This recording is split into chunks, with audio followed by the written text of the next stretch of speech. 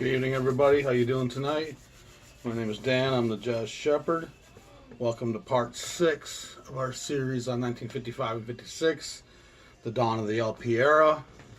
I'm sure most of you know, before 55, 56, there was 10-inch albums. Before that, there was a 78 era.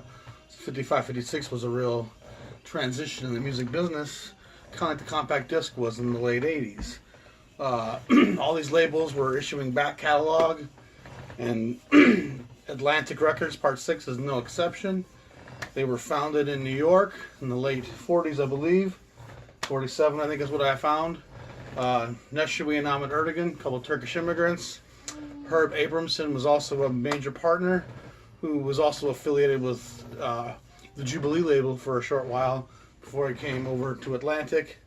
Atlantic's a record label that has two very different faces. There's the 1200 series, which is instrumental jazz, and there's a wide range of material in the 1200 sequence. And then there's the 8000 sequence, which we're not going to really talk about as much, and that was more of the pop, R&B, blues. And there's some blending over. Chris Connor's on both, Ray Charles is on both, but we're going to focus on the 1200 series. In 1955-56, Atlantic puts out 40-some records in that stretch. Some of it's early material, some of it's some current stuff. They start off like most labels do with some Sidney Bechet. You love to have a little bit of that New Orleans music come out there early. They got some cool covers like this Dave Pell record. You can see that, it's beautiful. Some fantastic Lenny Tristano piano stuff. His stuff's always really solid. Some Chris Connor. She's always a beautiful bluesy jazz singer. This is a great record. Teddy Charles, the vibe player. He puts up some really good stuff early on Atlantic. Shorty Rogers, a West Coast guy. Shows you that Atlantic's not really focused on one sound necessarily. And they're certainly not focused on Blue Note's hard bop. You know what I mean? Their stuff is very different. Joe Turner is a bluesy kind of thing. Love this label cover. Phineas on Central Park along the park there. Jimmy Joffrey has a number of records early on the 1200 series. Just like this cover. You can see that they're being affected by Reed Miles there to some degree. Milt Jackson has a couple records early on. And then, of course, that's just a really cool cover in the world of Alcina. But we're going to talk about what I think is probably the best record of 1955-56. It's on Atlantic. And the significance of that is that it tells you Atlantic wasn't going to be pigeonholed. They were going to be willing to take some chances. They weren't going to do just one thing or the other. And this record, Pithecanthropus Erectus by Charles Mingus, is pretty off the charts. If you look at everything else we've covered so far and everything else that we're going to cover, this is a pretty forward-thinking record. There's not a lot you can really put on in this era. And if you look at the Flickr account that's connected to this, there's 300-400 records now that we've covered in this year. And you'll see how much this really stands out.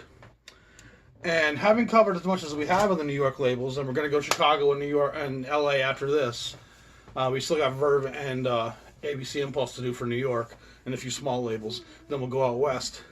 But what we're going to see is that there's a general current that's happening in jazz in 55, 56. And there's a lot of old stuff being issued from the earlier pressings. There's a lot of New Orleans style stuff that's still popular with the white crowds. And then there was this undercurrent of new black modern jazz that was bubbling up that Blue Note documents extensively and Prestige documents some, and most of the other labels have spattering of it, a little taste. And Atlantic, for the most part, has, a lot of titles you're not going to recognize in this early phase.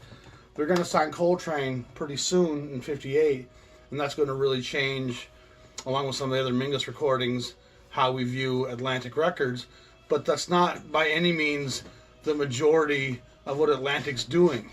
And so It's a great label. They definitely embraced African American values in music and put a lot of that stuff out.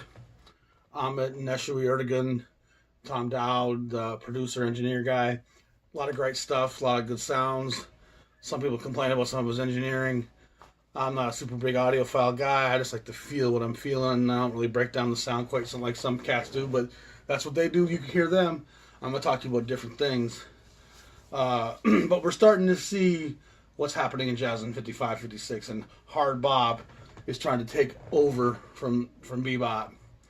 And the modern jazz of Monk is starting to breed across the jazz spectrum. And Monk's a direct link to a guy like Mingus, who takes some parts of Ellington and some Monk and some modernity from Monk. And now he's making these opuses and these grand pieces that are very much grander than just bebop or blowing sessions. There's a lot more composition happening. But like Ellington with Mingus, you're always going to have a lot of improvisation and room for expression.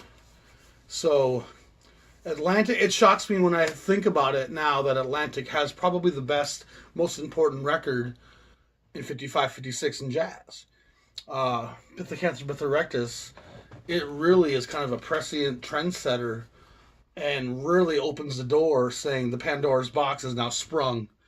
And now we can really do almost anything in jazz, modally, scale-wise, compositionally, arrangements, instrumentation-wise.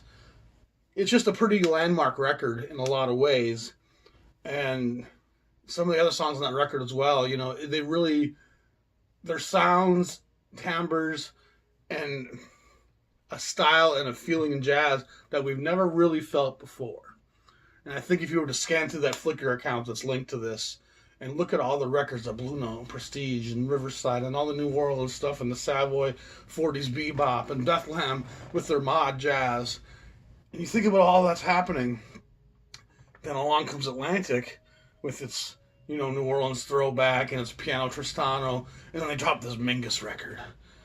And I think it's really an opening to a new universe. And I don't think there's probably going to be a better record in all of jazz in 55, 56 that's going to predict more what's to come than that record. And I'm really surprised by it. I wouldn't have guessed when I set out to do this that Atlantic's going to have the best record of this year. I wouldn't have thought Atlantic would have the best record of any year, really. And Atlantic always has as much interest in what's going on with Ray Charles and the R&B and the chart success and what white Americans buying. Pithecanthropus was risky. This is not a safe record. It's a risky record. It's a record by a dangerous man who's uncontrollable. You know, I mean, Mingus is one of the wildcats in jazz. But it's great to see that Atlantic takes that chance. And a few short years later, they're doing giant steps with Coltrane, which again shows you Atlantic was willing to record groundbreaking stuff. Atlantic's discography isn't going to be the canon that Blue Note is. You know what I mean? There's going to be a lot of obscure titles and a lot of stuff that most people aren't going to need to fill in. And I don't even have it all. I'm missing a few things from that earliest section. And I have probably 250 Atlantic 1200 series records of the first 350 or so. So there's stuff I'm missing, but it's going to be mostly obscure stuff that you're not going to know, most likely. A few pieces here and there I want to still pick up as I get to them, and I find them. They're never that expensive. You know, probably the most expensive Atlantics are old Coltrane's and probably Mingus's. But Atlantic's great stuff. They're always affordable. Pick them up when you can find them. It's cool now that we've seen as much as we have a 55, 56, we can start to see the shape and the progress and what's happening in jazz overall. And now we can start to break down label by label who is being innovative, who is leading the curve, who is just following. And Atlantic was willing to take a chance. So you got to take your hat off to Atlantic and the Erdogan brothers. And it's shocking to me still that I'm saying to you right now, the best jazz record of 1956 and 55 for that matter is on Atlantic, Pithecanthropus erectus by Charles Mingus. Tell me I'm wrong. Tell me what's a better record? But I don't think you're going to be able to find one, especially not one that is going to predict what's to come. You know, it really sets up the dominoes for what's about to happen with Monk and Brilliant Corners, and then just the extreme changes that start to happen in 58, 59, 60, 61, and then the avant-garde and the new thing hits. Pithecanthropus is that opening of that door. So, again, I'm the Jazz Shepherd. That's Atlantic Part 6. Tune in next week. We're going to jump into, I think we're doing Verve next week, or it could be ABC Impulse, which should just be ABC because Impulse doesn't start yet. But tune in next week. Appreciate you all. Check out my other little sections called the Jazz Psalms and Proverbs, which are just little socially conscious quips that kind of relate to jazz, but also just relate to social issues in life and common and philosophy. Because jazz is philosophy, jazz is life. So that's all going to be kind of referenced on my channel. Thanks for checking it out. Y'all have a good night. Be safe, stay warm. It's cold as F here in Minnesota. Peace.